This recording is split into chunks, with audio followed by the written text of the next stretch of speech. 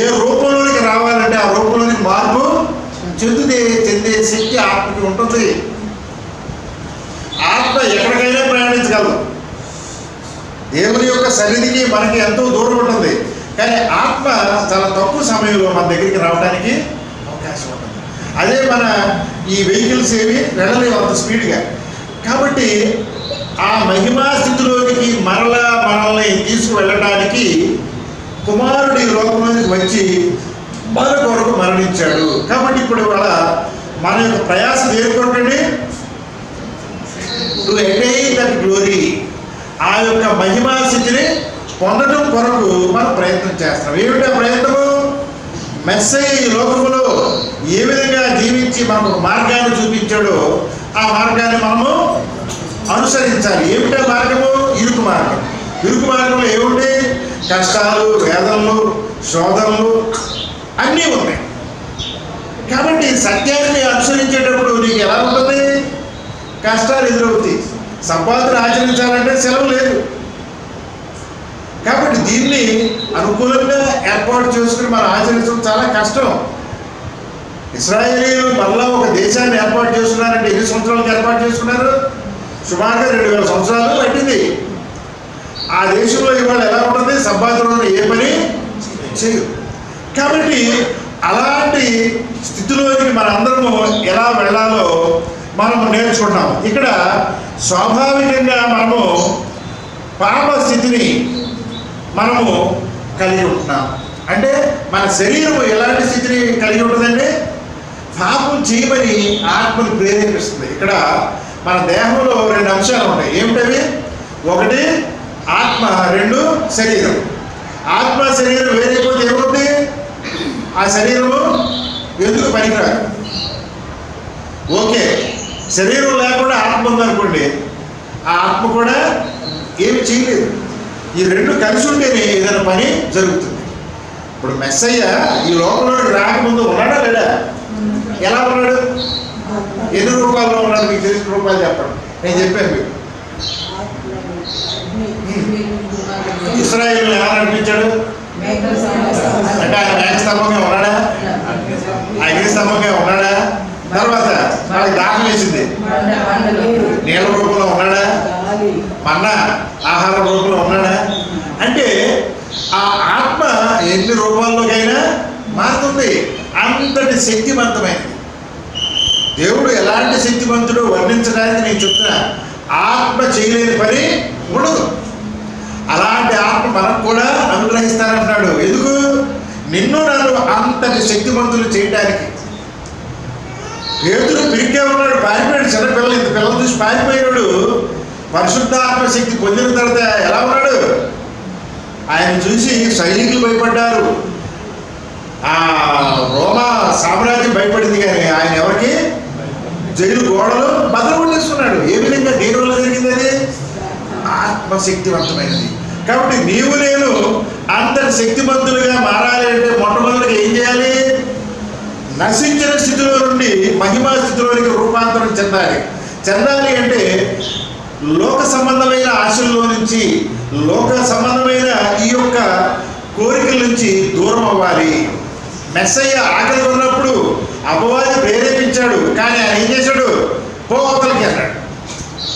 ఆ విధంగా అపవాదిని ఎదిరించగలిగే శక్తిని మనము కలిగి ఉండాలి. కాబట్టి మనం ఎప్పుడైతే లోకాశలు కలిగి ఉంటామో, శరీరేచ్ఛల్ని కలిగి ఉంటామో ఏం చేస్తామో? దేవుని ఉగ్రతకు లోనవుతాము. కయ్యను గారు ఎందుకు దేవుని ఉగ్రతకు లోనయ్యాడు? శరీరేచ్ఛలు కలిగి ఉన్నాడు, శారీరకంగా ఆలోచించాడు. ఆయన ఏబెలు ఆత్మీయంగా ఆలోచించాడు. ఏబెలు ఆత్మీయంగా. దేవుడు చెప్పింది ఏంటి? దేవునికి బలి అర్పణలు ఏ విధంగా ఇవ్వాలి? జంతువుని బలి అర్పించాలి, రక్తాన్ని అర్పించాలి. పాపం కయ్యను చాలా నిష్టగా ఆయన పండించాడు. ఆయన మంచోడే, కానీ అక్కడ ఆయన ఎక్కడ తప్పాడు? దేవుడిచ్చిన మాటను గ్రహించలేకపోయాడు. కాబట్టి దేవుని మాటను గ్రహించి అట్టి మాట ప్రకారం జీవిస్తేనే నిత్యజీవం. అంతేగాని దేవుని మాటను వక్రీకరించి ఇటువంటి మనకు అనుకూలంగా అమలు చేసుకుంటే నిత్యజీవంలోకి మనం ప్రవేశించము. చూడండి, ఎఫెసీయులకు రాసిన పత్రిక 2వ అధ్యాయము 3వ వచనం ఎఫెసియన్స్ చాప్టర్ 2 వర్స్ 3. ఎఫెసీ 2:3.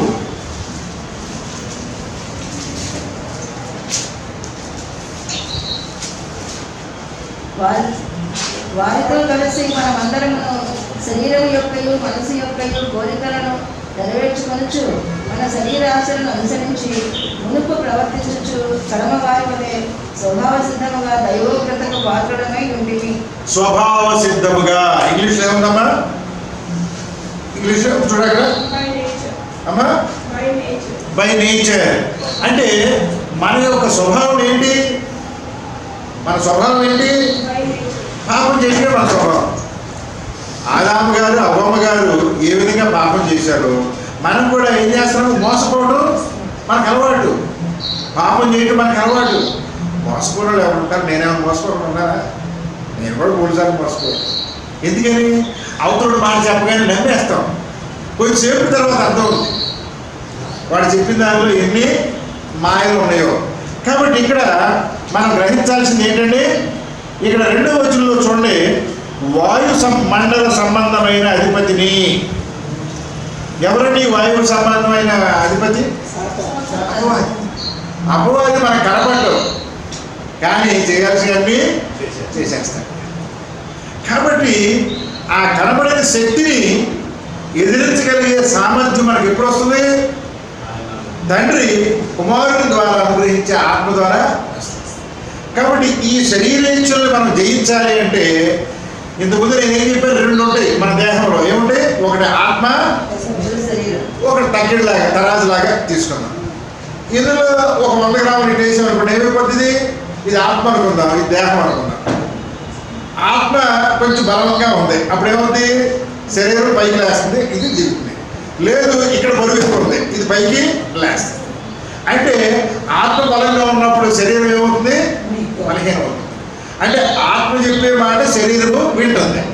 అదే ఇలా కాకుండా శరీరం బలంగా ఉంది, ఆత్మ బలహీనంగా ఉంది, అప్పుడు ఏమవుతుంది? శరీరం ఏం చెప్తే ఆత్మ. ఇప్పుడు మనం చేసేది ఏంటి? అదే. శరీరేచ్ఛలు ఎక్కువైపోవడం కారణం ఏంటి? శరీరం బలంగా ఉంటుంది, ఆత్మ బలహీనంగా ఉంటుంది. కాబట్టి మనం ఆత్మీయంగా బలపడాలి అంటే మెస్సయ్య చేత ఆ ఆత్మను పరలోకం నుంచి పొందాలి. కాబట్టి ఇక్కడ మనము ఏమని ఈ 3వ వచనం మనకి ఏమని చెప్తుంది? మనసు యొక్క కోరికలను నెరవేర్చుకొనుచు. మనం ఏం చేస్తున్నాము? మన మనసులో శరీర సంబంధమైన కోరికలు ఏ వస్తే వాటిని ఆకలి వేస్తుంది. ఆకలి ఎవరికి తెలుస్తుంది? మన మనసు తెలుస్తుంది. ఆ మనసు ఏమంటుంది? తినమని చెప్తుంది. ఆకలి ఇతర కోరికలు వ్యభిచారం చేయమని చెప్పుద్ది. ఆకలి దొంగతనం చేయమని చెప్పుద్ది. ఇంకోటి కూడా చేయమని చెప్పుద్ది. ఈ శరీర ఇచ్చలు ఏమవుతుంది? మనసుని ప్రేరేపిస్తాయి. కాబట్టి ఈ మనసు దేని కంట్రోల్లో ఉండాలి? దేవుని యొక్క ఆత్మ కంట్రోల్లో ఉండాలి. కాబట్టి మనకి దేవుని ఆత్మ ఎందుకు అవసరం? లోకాశలు జయించాలి అంటే ఆత్మ మనకి అవసరము. ఆ ఆత్మ లేకుండా లోకాశలు మనము ఏమాత్రము జయించలేము. ఇది ఈరోజు మనం నేర్చుకునేది. కాబట్టి మన శరీరాశలను అనుసరించి మునుపు ప్రవర్తించుచు. మనం ఇంతకుముందు ఎలా ఉన్నాము? కుమారుడు రాకపోతే ఎలా ఉన్నాము? లోక సంబంధమైన జీవితంలో ఉన్నాము. కానీ కుమారుడు అనుగ్రహించిన ఆత్మ ద్వారా శిష్యులు ఏమయ్యారు? బలాన్ని పొందారు. మీరు బయటికి వెళ్ళొద్దని చెప్పాడు. ఆత్మ వచ్చే వరకు బయటకు వెళ్ళొద్దు. ఆత్మ వాళ్ళకు అనుగ్రహించబడిన తర్వాత వాళ్ళు దే బికెమ్ మోర్ పవర్ఫుల్, శక్తివంతులుగా మార్చబడ్డారు. అప్పుడు వాళ్ళు లోకాన్ని జయించారు. కాబట్టి కడమ వారి వలె అంటే ఈ ఆత్మ లేని వారు ఏమవుతారండి? స్వభావ సిద్ధముగా దేవుని ఉగ్రతకు పాలవుతారు. ఈ ఆత్మ ఎప్పుడైతే మనకు లేదు, దేవుని యొక్క ఉగ్రతకు పాలవుతాము. యోహాను సువార్త 8:44 చూద్దాం. యోహాను సువార్త 8వ అధ్యాయము 44 వచ్చాం.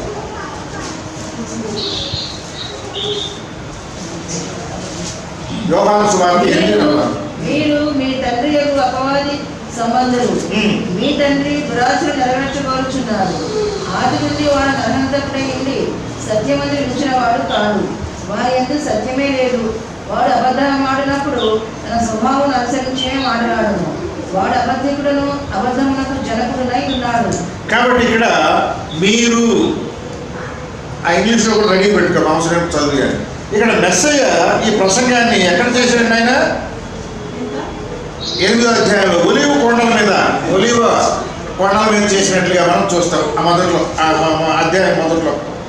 కాబట్టి ఇక్కడ ఆ కొండ మీద చేస్తున్నప్పుడు ఆయన ఒక కంక్లూజన్, మీకు నా మాటలు అర్థం కావట్లేదు అని చెప్తున్నాడు. 43వ వచనంలో, నేను చెప్పే మాటలు మీకు అర్థం కావట్లేదు, యూఆర్ కన్ఫ్యూజింగ్. ఎందుకని? Why they are confusing. ఇక్కడ మెస్సయ్య ఎవరితో మాట్లాడుతున్నాడు అనే విషయం మొట్టమొదటిగా మనం గమనిద్దాం. మెస్సయ్య ఎక్కడున్నాడు?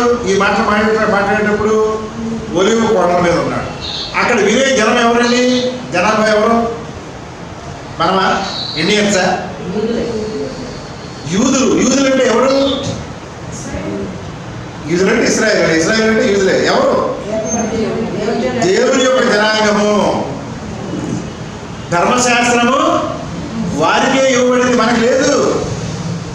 మనకి ధర్మశాస్త్రం లేదు. ఆ సినాయి కొండ మీద ధర్మశాస్త్రం ఎవరికి ఇవ్వబడింది? ఓన్లీ ఫర్ జ్యూస్, యూదులకు మాత్రమే ఇవ్వబడింది, అన్యజనులకి లేదు. అందుకనే ఇశ్రాయేలీయులకి ఆ విధానం అంతా తెలుసు, అన్యులకి తెలియదు. కాబట్టి అన్యజనులకి పాపం అంటే ఏమిటో తెలియదు, ఇశ్రాయేలీయులకే తెలుసు. మరి మనకి ఎప్పుడు గ్రహించబడింది ధర్మశాస్త్రం? మెస్సయ్య వచ్చిన తర్వాత. మెస్సయ్య వచ్చే వరకు అన్యజనులకి ధర్మశాస్త్రము లేదు. ఆ విషయాన్ని ఎఫెసీయులకు రాసిన పత్రికలో చాలా స్పష్టంగా 2వ అధ్యాయంలో అక్కడ ఆయన తెలియజేస్తాడు పౌలు గారు. తర్వాత మీకు చెప్తానులే. కాబట్టి మనం ఇక్కడ అర్థం చేసుకోవాల్సింది, అన్ని జనులకి మొదటి నుంచి ధర్మశాస్త్రం లేదు. కేవలం మెస్సయ్య ఇచ్చిన తర్వాతే దేవుని వాక్యము ధర్మశాస్త్రం అన్ని జనులకి అందజేయబడింది. కాబట్టి ఇక్కడ మీరు అంటే ధర్మశాస్త్రము ఎరిగిన యూదులు మనం మాట్లాడేది, మీరు మీ తండ్రి యొక్క అపవాది సంబంధులు. చూడండి ఎంత భయంకరమైన మాట. ఇప్పుడు మీరు అనే పదం ఎవరికి వర్తిస్తుంది? ఆ యూదులు ఎవరంట? అపవాది సంబంధులు. మీ తండ్రి ఎవరు? అపవాది అని చెప్తున్నాడు. ఈ మాట చెప్పేది ఎవరు? సాక్షాత్తు మెస్సయ్య, దేవుని కుమారుడు, సృష్టికర్త కుమారుడిగా ఉన్న యెషువా మెస్సయ్య ఏం చెప్తున్నాడు? యూదులతో ఏమంటాడు? మీరు అపవాది పిల్లలు. మరి యూదులు ఏర్పరచబడిన యూదులే అపవాది పిల్లలైతే అన్ని జనులుగా ఉన్న మనం ఎవరండి? దిక్కుమొక్కు లేదు మనకి కదా. కాబట్టి లోకము మొత్తము కూడా, అంటే దాని అర్థం ఏంటండి? ఇశ్రాయేలీయులతో పాటు మనందరం కూడా అపవాది పిల్లలుగా ఎంచబడుతున్నాము. అక్కడ ఎంత స్పష్టంగా ఉందో చూడండి ఆ మాటలు. ఇంకేమన్నాడు? మీ తండ్రి దురాశలు నెరవేర్చగోరుచున్నారు. మీ తండ్రి ఎవరు? లూసిఫర్. ఆ లూసిఫర్ యొక్క ఉద్దేశాల్ని, లోకాశల్ని మీరు అమలుపరచడానికి ఆలోచిస్తున్నారు. కాబట్టి యూదులతో పాటు ఉండే లోకస్తులందరూ ఏం చేస్తున్నారంట? అపవాది ఆలోచనల్ని అమలు చేస్తున్నారు. అప్పుడే కాదు, ఇప్పుడు కూడా, ఈరోజు కూడా. కాబట్టి ఆది నుండి వాడు నరహంతకుడై ఉండి, ఇప్పుడు చూడండి అపవాదికి ఉన్న బిరుదేంటి? అబద్ధికుడు. రెండోది ఏంటి? నరహంతకుడు. అంటే మనుషులు చనిపోవడానికి కారణం ఎవరు? అపవాది. నరహంతకుడిగా ఉన్నాడు. డైరెక్ట్గా కాదు, ఇండైరెక్ట్గా అందరూ చంపించేస్తాడు. మనం చనిపోవడానికి మూల కారణం ఎవరు? లూసిఫర్. ఆ లూసిఫర్ వెళ్ళి అవ్వ గారిని ప్రేరేపించకుండా ఉండుంటే ఎవరు చనిపోయేవాళ్ళు కాదు, మనకు కూడా మరణం ఉండేది కాదు. కాబట్టి అపవాదికి ఉన్న ఇప్పుడు బిరుదు ఏంటండి? నరహంతకుడు. తర్వాత ఏముంది అక్కడ? అతనిలో ఆ లూసిఫర్లో సత్యం లేదు. సత్యం ఎవరిలో ఉంటుంది? కుమారుడిలో ఉంటుంది. తండ్రి సత్యవంతుడు. తండ్రి యొక్క మాటను అనుసరించిన యెషువా మెస్సయ్య, యేసుక్రీస్తుగా పిలువబడే యెషువా మెస్సయ్య ఏమంటున్నాడు? సత్యములో ఉన్నాడు. ఆయన సత్యంలో ఉన్నాడు, అపవాది అబద్ధంలో ఉన్నాడు. కాబట్టి ఇక్కడ మనం 2 విషయాలు గమనించాలి. మెస్సయ్య సత్యంలో ఉన్నాడు, అపవాది అబద్ధంలో ఉన్నాడు. ఆ అపవాది ఏం చేస్తున్నాడు? లోకాన్ని తన కంట్రోల్లో పెట్టుకుంటున్నాడు. మనందరూ కూడా తన ఆధిపత్యంలో ఉంచుకొని తండ్రిగా ఎంచబడుతున్నాడు. మెసేజ్ చెప్తున్న మాటలు. లోకానికి తండ్రి ఎవరంటే అపవాది. కాబట్టి అతనిలో సత్యం లేదు, వాని యందు సత్యమే లేదు. వాడు అబద్ధమాడినప్పుడు చూడండి, అబద్ధం చెప్పేటప్పుడంట తన స్వభావం అనుసరించి మాట్లాడును. అంటే తన స్వభావము న్యాచురల్గా మోసం చేయడమే. కాబట్టి లోకంలో ఈ రోజున మానవులందరూ కూడా అపవాది యొక్క ఆ మోసపూరితమైన స్వభావాన్ని కలిగి వాక్యాన్ని కూడా మోసంతో బోధిస్తున్నారు. తర్వాత వాడు అబద్ధికుడును, అబద్ధమునకు జనకుడునై ఉన్నాడు. He is the father of lies. అబద్ధానికి తండ్రి. ఎంత భయంకరమైన విషయం చూడండి. ఆ అబద్ధికుడు కుమారుడు కూడా మోసం చేయడానికి ప్రయత్నం చేశాడు.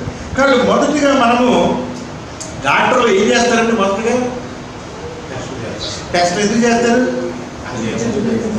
చెప్పేటో తెలుసుకుంటారు. బండి అయిపోయింది.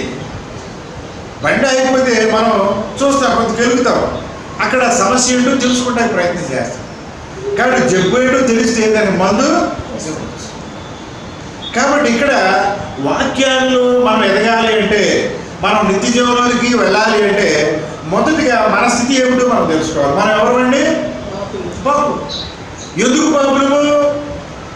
మన పూర్వీకుడైన ఆదాం గారి దగ్గర నుంచి నేటి వరకు మనము పాప స్వభావాన్ని కలిగి ఉన్నాము. కాబట్టి చాలామంది ఏమనుకుంటున్నారు, మేము నీతిమంతులు అనుకుంటారు. నేను కూడా అనుకుంటానేమో. కాదు, స్వభావ సిద్ధముగా మనము పాపంలో పుట్టి పెరిగిన వారము. మనకి జనకుడు అపవాదిగా ఉన్నాడు. కాబట్టి లోకమంతా కూడా పాపములోనే జీవిస్తూ ఉన్నది. ఈ విషయాన్ని గ్రహించాలి. అసలు నేను పాపుడే కాదు అంటే ఇక నీ మోక్షమే లేదు, నువ్వు నాశనం అయిపోవడమే. మెసేజ్తో అవసరమే లేదు. పుణ్య ఏమంటాడు, రోగుల కొరకు నేను వచ్చాను కానీ ఆ నీతిమంతులకి ఆరోగ్యవంతుల కొరకు నేను రాలేదు కదా. కాబట్టి నేను పాపిని అంటే మెసేజ్ నా దగ్గరికి వస్తాడు. నాకు జబ్బు ఉందంటే ఆయన నాకు ట్రీట్మెంట్ ఇస్తాడు. అసలు నాకు చెప్పే లేదు నేను అనుకుంటే ఆయన నా దగ్గర రాడు.